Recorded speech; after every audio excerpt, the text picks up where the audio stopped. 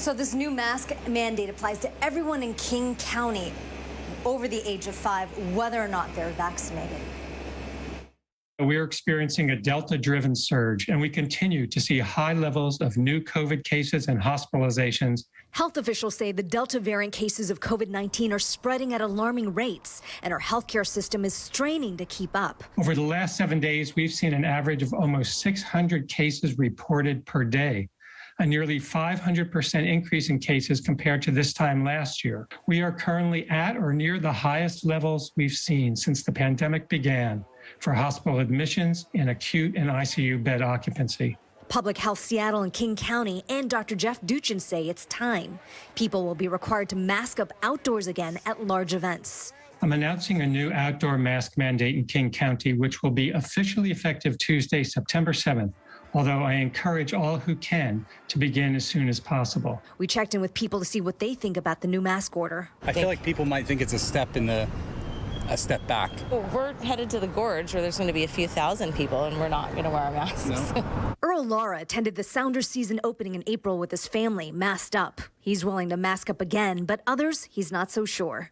I think it's going to go over pretty sour for a lot of our fan base. Seattle is one of the cities that I do think people would do it because people here are pretty health conscious. I think wearing a mask is like wearing socks. It's not too bad. And if it protects other people, then it's fine. Mary, transmission rates are dangerously high in these two counties, and the health officer says something has to give. But bar and restaurant owners, they feel singled out, and they worry that the customers will simply stay away.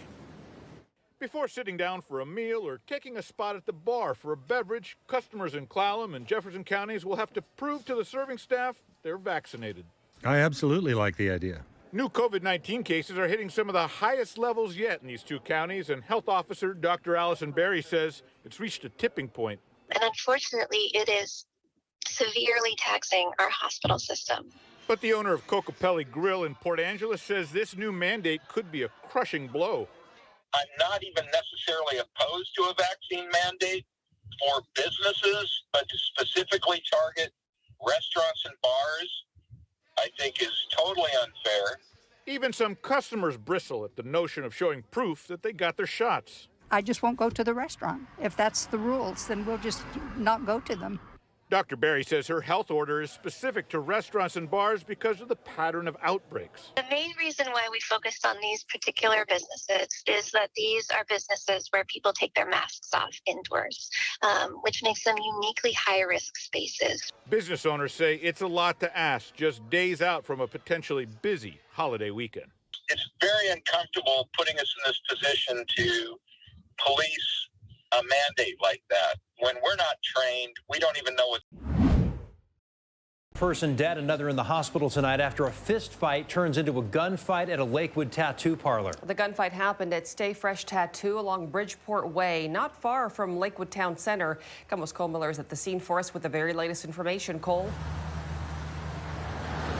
Mary Preston, good evening. We know at least a dozen people were here when those bullets started flying. Lakewood police, along with detectives from the Washington State Patrol, they're just getting this investigation going. This is a look at that tattoo parlor right now. We know everything started inside and then things spilled outside, taking that deadly turn.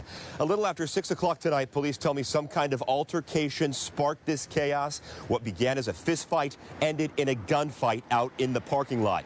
We're told at least 2 people fired weapons. We did see one handgun on the sidewalk when we got here.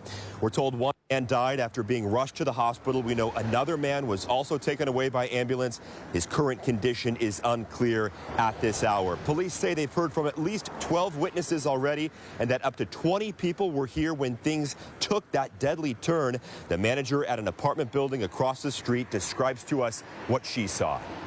I happened to see people running amok over across the street, and then I saw somebody laying face down on the sidewalk. Hi, everybody. Thanks for checking out our YouTube page. I'm meteorologist Shannon O'Donnell from the KOMO weather team. You can see more of our videos right here by clicking on the video links for additional news from the Seattle area and Western Washington. Oh, and don't forget to click the subscribe button below so you don't ever miss our YouTube updates.